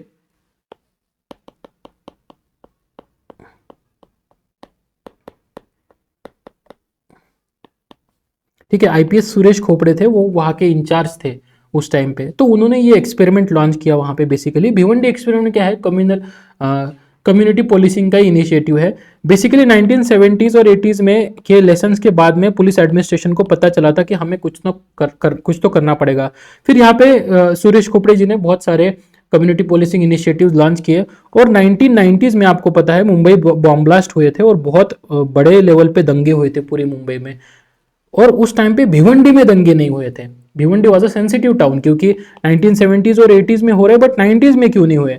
तो सुरेश खोपड़े जी ने एक बुक लिखी है, उनके बुक का नाम है मराठी में लिखा है बेसिकली, उसका इंग्लिश ट्रांसलेशन भी किया है कि मुंबई जळाली पण भिवंडी का नहीं। सो वाई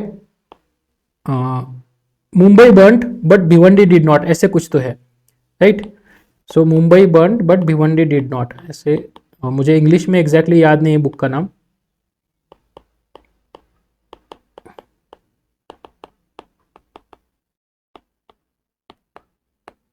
वाय डिड ऐसा कुछ तो है। मराठी में मुझे एक्झॅक्टली याद है कि मुंबई जळाली पण भिवंडी का नहीं।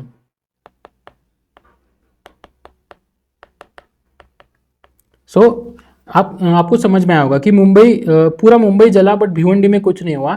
सो ये बुक में इन्होंने कम्युनिटी पोlicing को बहुत ज़्यादा ये दिया है, इंपॉर्टेंस दिया है। आपको इतना नहीं लिखना है स्टोरी, आपको लिखना है कि भिवंडी एक्सपेरिमेंट बस लिख दो, एग्जामिनर को पता होता है। सो भिवंडी एक्सपेरिमेंट और एलैबोरेट करना है, saved Mumbai from the riots of 1990s due to community policing. So ये आप ये कर सकते हो, कंपैशनेट कोई कोडे को लिखो। देखो स्मार्ट एस्पिरेंट वही होता है जो एक एग्जाम्पल को 4 जगह पे लिखता है, एक स्कीम को 4 पेपर में लिखता है, ऐसे में लिखता है। एक ही चीज को अलग अलग जगह पे लिखने की आप हैबिट डाल दो, ठीक है। सो फंडामेंटलिज्म को काउंटर करेंगे एक भारत श्रेष्ठ भारत के लाइंस पे, ओके। सो हो गया ये, this are basic solutions. So communalism undermines national integration and must be rejected by political and community leaders and the society at large. या आप कुछ भी लिख सकते हो, जीरो टॉलरेंस टू कम्युनलिज्म, या सोशल हार्मनी एंड सोशल जो है progress are key to national integration, national growth, and इसलिए कम्युनलिज्म शुड बी रिजेक्टेड और there should be end to communalism. इस तरह से आप ये कर सकते हो। सो ये इंपॉर्टेंट चीज़ें हैं, आप 3-4 एग्जाम्पल्स डेफिनेशंस यहाँ से लिख सकते हो, नहीं तो कम्युनलिज्म पे बहुत एलैबोरेट आपको बुक्स में मिलता है, बट कितने पॉइंट्स आपको याद रहते हैं दैट इज़ मुश्किल है बताना। सो यहाँ देखो, आपको अगर नहीं पढ़ना है ना तो आप मॉडल आंसर्स इसको अच्छे से करो, इसमें बहुत सारी चीज़ें आपकी एड्रेस हो रही है शॉर्ट में। मतलब ये नहीं कि बस अभी आपको टाइम फिलहाल ये लग रहा है कि सर कम्युनलिज्म के लिए मेरे पास कोई कुछ पढ़ने के लिए है नहीं ज़्यादा, तो बस आप एग्जाम्पल कहीं से उठाओ, ये इसमें सॉल्यूशन भी है और एग्जाम्पल भी है, कॉजेज भी है, सारे कॉजेज इसमें है और सॉल्यूशंस भी हमने दिए हैं, ओके। एग्जाम में बस एक आध और इसको डायमेंशन को पूछ लेंगे। सो अगर होलिस्टिक हमें अंडरस्टैंडिंग तैयार हो रही है तो you can answer it, okay. So you can keep this model answers को आप प्रिजर्व कर सकते हैं। सो अभी ज्योग्राफी के क्वेश्चन देखते हैं। सो देखो ज्योग्राफी का क्वेश्चन है, क्वेश्चन नंबर 4। तो कोर ज्योग्राफी का नहीं है, रिसोर्सेज वाला जो है, मतलब कोर ज्योग्राफी मतलब फिजिकल ज्योग्राफी का नहीं क्वेश्चन है, वाटर रिसोर्सेज पे है, रिसोर्सेज वाला जो टॉपिक है ज्योग्राफी का। सी कोर टॉपिक जो होंगे ज्योग्राफी के वो कर लेंगे हम, ठीक है। सो ये वाटर वाला है।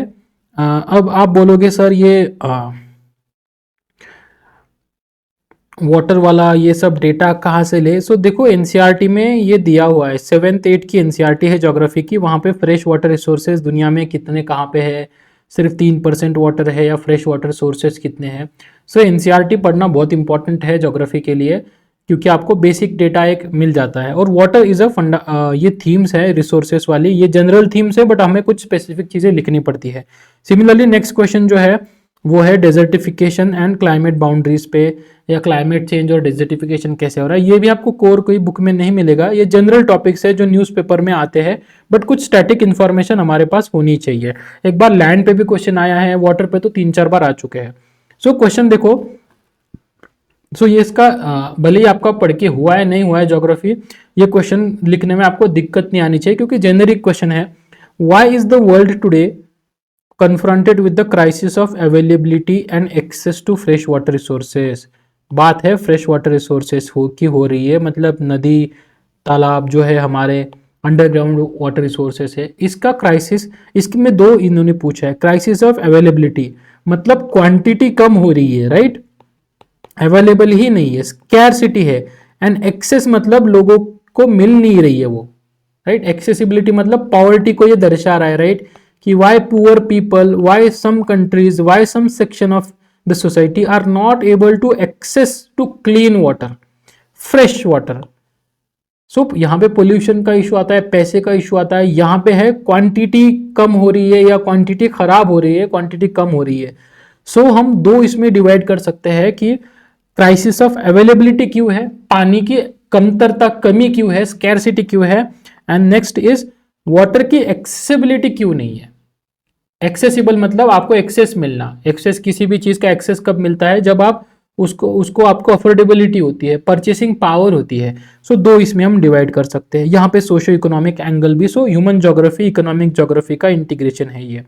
Okay, so fresh water resources के बारे में आपको देना पड़ेगा डेटा। यहाँ पे मैंने आपके लिए डेटा गैदर किया है, वो आप लिख देना, यहाँ पे याद कर लो इसको, ये कहीं पे भी लिख सकते हो। सो इंट्रो देखो, the earth has limited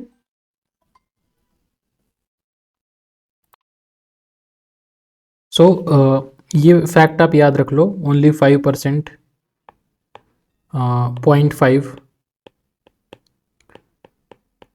0.5% water है, fresh water, usable and available fresh water resource जितना है। The crisis of water availability is demonstrated by the fact that around 2 billion people worldwide don't have access to safe drinking water, SDG report है। ठीक है, so around से ये fact कुछ याद रखो आप, क्योंकि जनरली भी आपको ज्योग्राफी के क्वेश्चंस में GS1 में प्रॉब्लम इसी चीज़ का होता है, क्योंकि ये ऐसे टॉपिक्स होते हैं यहाँ पे हम ध्यान नहीं देते हैं। जनरली हम इतना इंडल्ज हो जाते हैं बाकी GS2 और GS3 और उसके फैक्ट्स वगैरह में, क्योंकि ये में बेसिक चीज़ है। देखो, development, SDG sustainable development goals, land का डेवलपमेंट, वाटर का development, water degradation, climate change, इसके रिगार्डिंग भी हमारे पास कुछ डेटा होना चाहिए। सो ये आप ये डेटा याद कर लो कि 2 बिलियन पीपल वर्ल्ड वाइड उनको पानी का एक्सेस नहीं है, they don't have access to fresh water resources. So ये भी वाटर अवेलेबिलिटी या एक्सेसिबिलिटी को दर्शा रहा है, right. So scarcity of water, so हमने इंट्रोडक्शन में हमने एक तो फ्रेश वाटर का परसेंटेज बता दिया कितना है, ठीक है। So fresh water 0.5% usable available fresh water, right. Now अभी देखते हैं, दो इसमें हम डिवाइड करते हैं, crisis of availability and crisis of accessibility. So availability देखो, अवेलेबिलिटी देखो, what is crisis of availability, मतलब पानी की संख्या, मतलब स्कैरसिटी क्यों कम हो रही है, क्वांटिटी क्यों ये हो रही है, देखो स्कैरसिटी,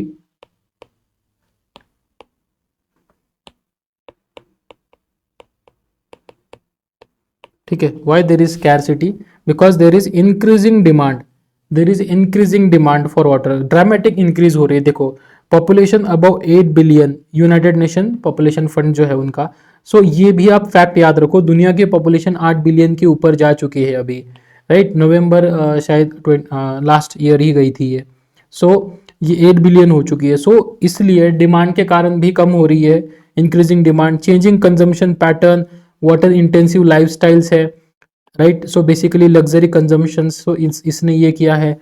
ओवर एक्सट्रैक्शन हम कर रहे हैं जरूरत से ज्यादा, for example around 70% of water used in India is from ground water resources, right. So over extraction हो रहा है। अभी यहाँ पे इंडिया का भी एग्जाम्पल देंगे, क्वेश्चन है वर्ल्ड लेवल का, बट आपको जस्टिफाई करना है तो आप यहाँ पे कर सकते हो। और इंडिया की पॉपुलेशन, राइट, 2 बिलियन में से लगभग 1.4 बिलियन तो हमारी पॉपुलेशन, सो लार्जेस्ट कंट्री जो कर रही है वो भी आप as an example, one of the हमारी most populated country after China now, but still what we are doing can be written as an example, right. So developing countries में ये जनरली ज्यादा है। सो ओवर एक्सट्रैक्शन है, इसके कारण भी पानी कम हो रहा है, पोल्यूशन हो रहा है, right.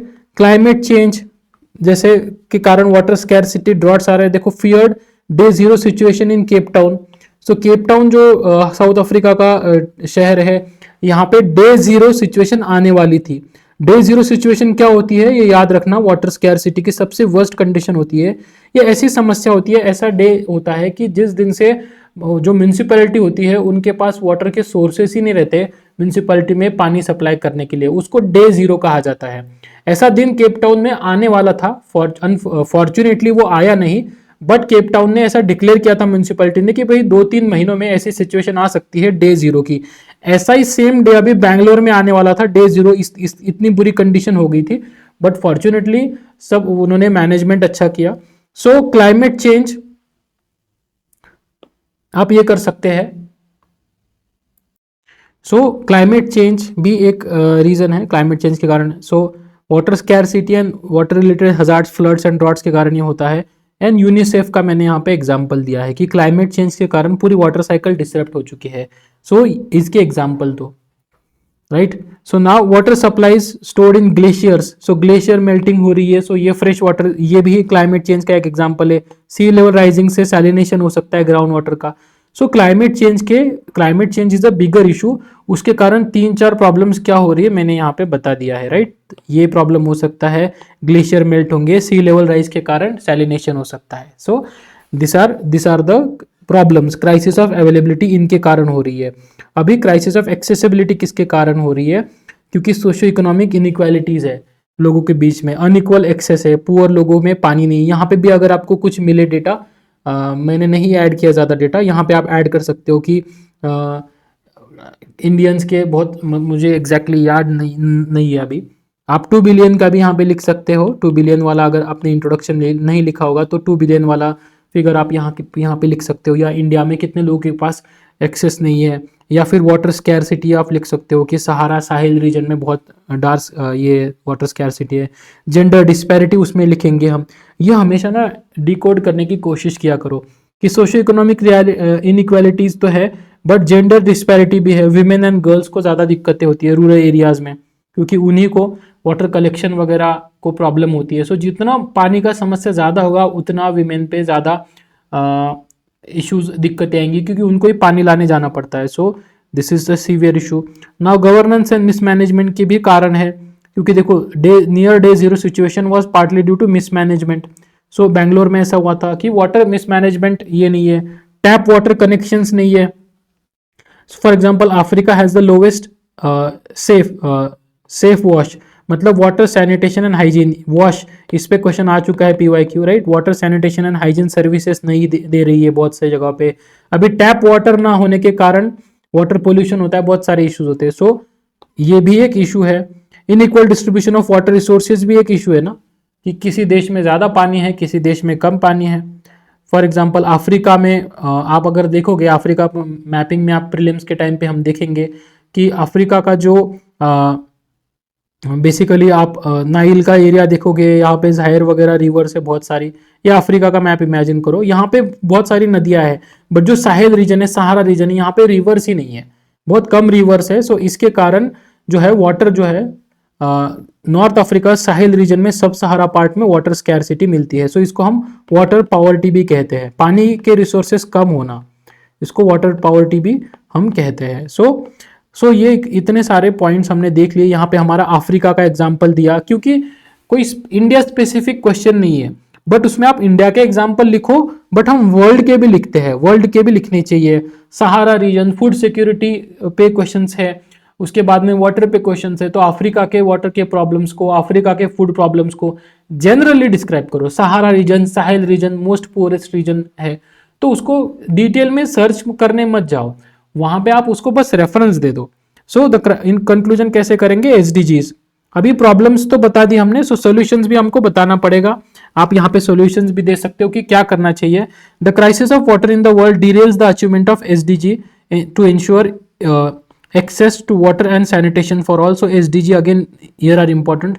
Key strategies to achieve SDG 6 SDG back includes increasing water sector, increasing sector wide investment अपने करनी चाहिए, capacity building, promoting innovation and evidence based action, cross sector coordination, cooperation among the all stake, adopting more integrated and holistic approach to water management। ये कहीं से copy किया है मैंने website से, ठीक है। सो इस तरह से लिख सकते हो, या सिंपली ये कर सकते हो कि हमने क्या करना चाहिए, what the world should do, supply में क्या करना चाहिए। आप माइंड मैप बना के यहाँ पे कर सकते हो कि सप्लाई वाटर हार्वेस्टिंग करनी चाहिए, इरिगेशन में रिफॉर्म्स लाने चाहिए, वेस्ट नहीं करना चाहिए, जीरो वाटर वेस्टेज, राइट। सो इस तरह से 3-4 सॉल्यूशंस दे दो और आप फिर SDGs से कंक्लूड कर सकते हो। Okay, so this is not a good conclusion according to me, और इसको बेहतर बनाया जा सकता है। ओके, सो SDGs के साथ बट लिंक करो access to water and sanitation. So this was the question, I think it is clear. Question was easy, बस हमें एग्जांपल्स और डेटा वगैरह नहीं आता। So division of the questions, आप आंसर को 2 पार्ट में यहाँ पे डिवाइड कर सकते थे, राइट, एक्सेसिबिलिटी एंड ये availability. Now see the next question. The process of desertification does not have climate boundaries, justify with example. अभी यहाँ पे डेजर्टिफिकेशन, लैंड डिग्रेडेशन 2020 में क्वेश्चन आया था, ये हमेशा का इशू है, बट ये हम प्रीलिम्स के टाइम पे पढ़ते हैं। हमारा प्रॉब्लम ये है, हम डिटेल में इसको प्रीलिम्स के टाइम पे पढ़ते हैं, मेंस के टाइम पे आप नहीं पढ़ते हो। सो आप जब भी प्रीलिम्स का डेजर्टिफिकेशन, लैंड डिग्रेडेशन, जैसे हम LDN जैसी लैंड डिग्रेडेशन, न्यूट्रलिटी जैसी टर्म्स पढ़ते हैं। यूएनसीसीडी के कुछ ये पढ़ते हैं हम डेजर्टिफिकेशन पे, रेड, जिस तरह से ये ऑर्गेनाइजेशंस पढ़ते हैं। तो इनको ध्यान रखो कि मेंस में ये काम आते हैं, राइट। सो इंटीग्रेट करने की कोशिश करेंगे हमारा प्रीलिम्स का और मेंस का प्रिपरेशन। इंटीग्रेट करने के मतलब बस कॉन्शियसली याद रखो कि यार ये मेंस में भी काम आएगा, क्योंकि मैं आपको बता रहा हूँ बहुत इतने सालों का एक्सपीरियंस से बता रहा हूँ, और बहुत लोग एग्री करेंगे कि once you finish your prelims and you start your mains preparation for the mains, आप लोग एथिक्स पकड़ते हो, एसे पकड़ते हो, ऑप्शनल पकड़ते हो, GS2 पकड़ते हो, GS3 पकड़ते हो, GS1 लक्ष्मीकांत पढ़ने को टाइम नहीं मिलता आपको, और लक्ष्मीकांत से सीधे क्वेश्चंस आते हैं। आफ्टर प्रीलिम्स की मैं बात कर रहा हूँ। सो इट इज हाईली अनलाइकली कि आप एनवायरमेंट का कोई ऐसा देखोगे। सो बेटर है कि आप लोगों के पास क्वेश्चन का PYQs का एनालिसिस अगर अच्छा हो तो आप ध्यान से दे सकते हो कॉन्शियसली कि यार UNCCD वगैरह ये सब चीजें पूछी जाती है। सो रिसोर्सेज का, सो डेजर्टिफिकेशन भी वही है कि हम प्रीलिम्स में देखते हैं, हम बहुत मतलब डिफिकल्ट से डिफिकल्ट क्वेश्चन को अच्छे से आंसर करते प्रीलिम्स के टाइम पे, डेजर्टिफिकेशन के, लैंड डिग्रेडेशन के, बट वही जब मेंस में आता है तब हमारे पास पॉइंट्स नहीं होते हैं। सो मेरा कहने का यही मतलब है, सिर्फ कॉन्शियस रहो कि जब आप प्रीलिम्स पढ़ते हो तो ध्यान रखो यार ये क्वेश्चन ना GS1 में आया था मेंस में, इसलिए PYQs देखना जरूरी है GS1 के, खास करके हिस्ट्री के भी, ज्योग्राफी के भी तो देखना है कि यार ये आता है एग्जाम में, इसलिए मैं इसको अच्छे से करती हूँ अभी, या अच्छे से करता हूँ, या कहीं पे डेफिनेशन लिखनी है तो लिख दो उसको, right.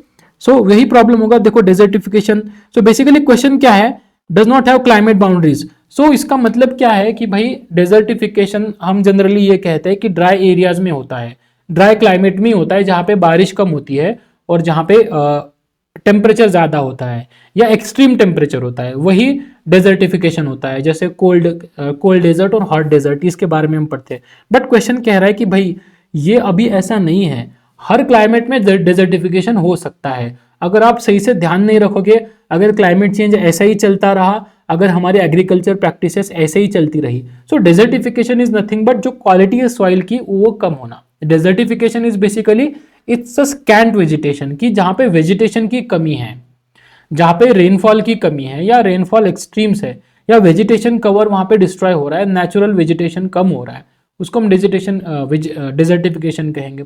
So it's actually the degradation of quality of soil, वो कहीं पे भी हो सकता है, ये क्वेश्चन का कहना है। सो डेजर्टिफिकेशन इज डिफाइंड एज, देखो डेफिनेशन याद कर लेना, land degradation in arid and semi arid and dry humid areas resulting from various factors including climatic and human activities. It's a global threat that transcends the climate boundaries. मैंने context दे दिया question का, impacting diverse ecosystem and communities worldwide.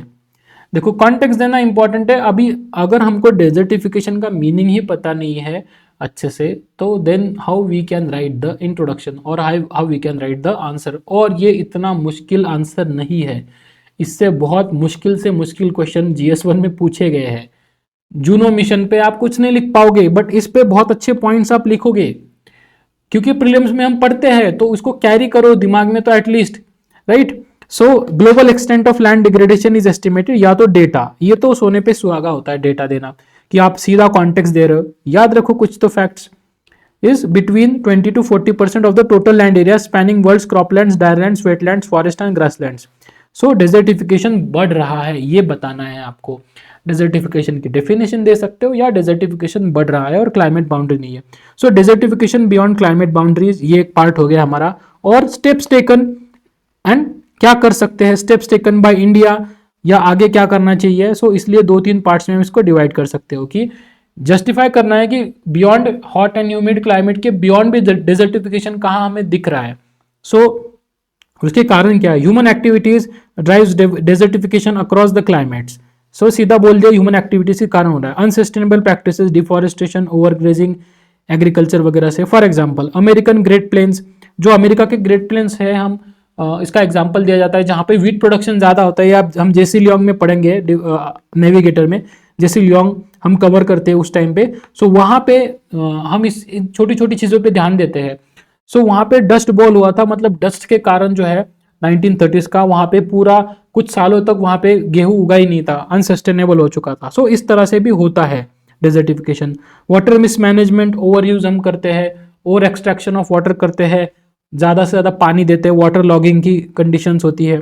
For instance देखो, land desertification and land degradation Atlas of India, ये यहाँ पे prelims के time पे हम जरूर पढ़ते हैं, मेंस में पता नहीं, हम भूल जाते हैं इसको।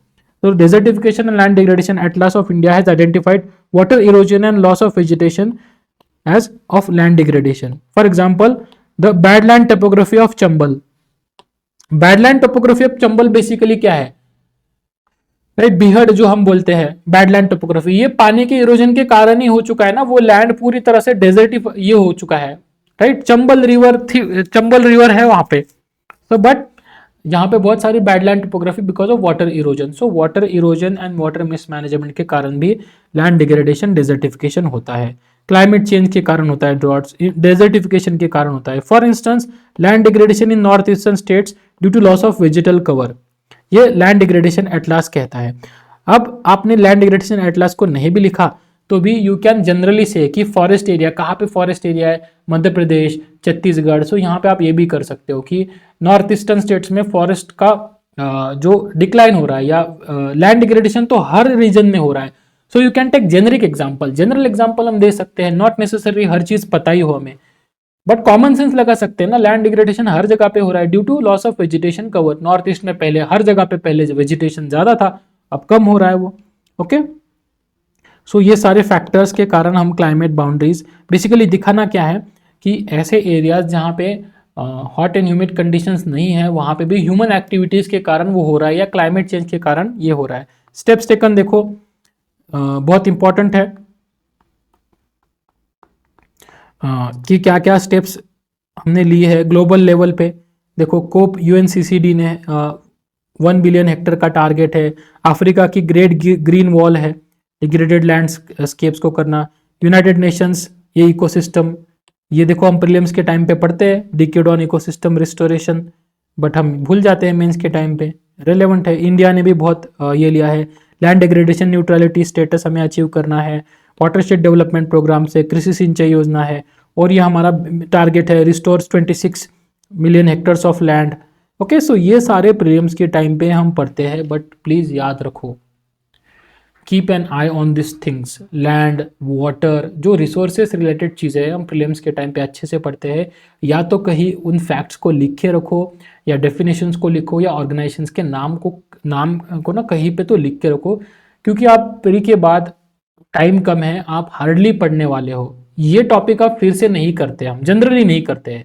हिस्ट्री दोबारा कोई नहीं पढ़ता है, या मतलब इतना शांति से पढ़ने का टाइम नहीं मिलता, ज्योग्राफी पढ़ने का टाइम नहीं मिलता। सो प्रीलिम्स के टाइम पे ही उनको अच्छे से पढ़ो, ताकि एटलीस्ट कॉन्सेप्चुअल क्लैरिटी समझ में आए। मतलब चलो हमें इस टाइम पे, चलो आपने कुछ नहीं पढ़ा है, आपको कुछ नहीं याद आ रहा हो, बट डेजर्टिफिकेशन का यार कुछ तो पढ़ा था मैंने, ऊपर ऊपर की चीजें तो याद आएगी हमें। सो अच्छे से पढ़ो प्रीलिम्स की पढ़ाई। GS1 का हिस्ट्री और ज्योग्राफी प्रीलिम्स की पढ़ाई में ही छुपा हुआ है राज सफलता का, क्योंकि बाद में रेयरली आपको टाइम मिलेगा तो हम बात करेंगे फिर से प्रीलिम्स के बाद कि इसको कैसे रिवाइज करेंगे, बट आप यही अज्यूम कर लो कि आपको टाइम नहीं मिलने वाला है इस बार। सो बेटर है इसी टाइम पे अच्छे से हम करें, okay.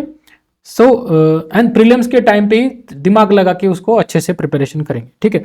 So reversing land degradation and achieving land degradation neutrality are vital for food security and achieve SDG by 2030।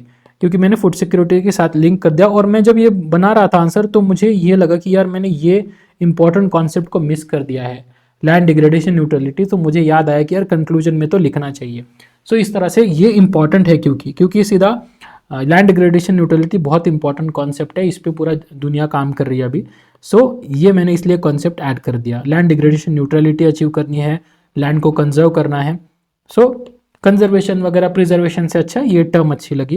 And achieve SDGs bye सारे SDGs के साथ, क्योंकि डेजर्टिफिकेशन एंड लैंड का जो टॉपिक है, डेजर्टिफिकेशन बेसिकली यही है ना, लैंड ही खराब हो रही है ना, आपकी वेजिटेशनल कैपेसिटी उसकी जा रही है, फर्टिलिटी कम हो रही है। सो फूड सिक्योरिटी के लिए बहुत जरूरी है, सर्वाइवल के लिए, एंड पूरे SDGs का सार है सेंटर में, इसलिए SDGs के साथ मैंने लिंक कर दिया। मुझे जहाँ कुछ याद नहीं आता मैं SDGs के साथ जोड़ने की कोशिश करता हूँ, ठीक है, और उसमें कोई दिक्कत नहीं है, कोई प्रॉब्लम नहीं है, they are universally accepted goals. So I think it is clear, we will stop here. So कल ज्योग्राफी के कोर ज्योग्राफी के क्वेश्चंस रहेंगे, करंट, एक वाटर करंट्स एक थीम रहेगी, एक प्राइमरी रॉक्स पे एक क्वेश्चन है, सो वो एक थीम है। Then location of iron and coal industries पे एक क्वेश्चन रहेगा। मैं अभी से बोल रहा हूँ आपको, ताकि आप प्रिपेयर करो अच्छे से, उसको छोड़ना नहीं है, ऐसा नहीं। सो इसके PYQs एटलीस्ट करो, ठीक है। सो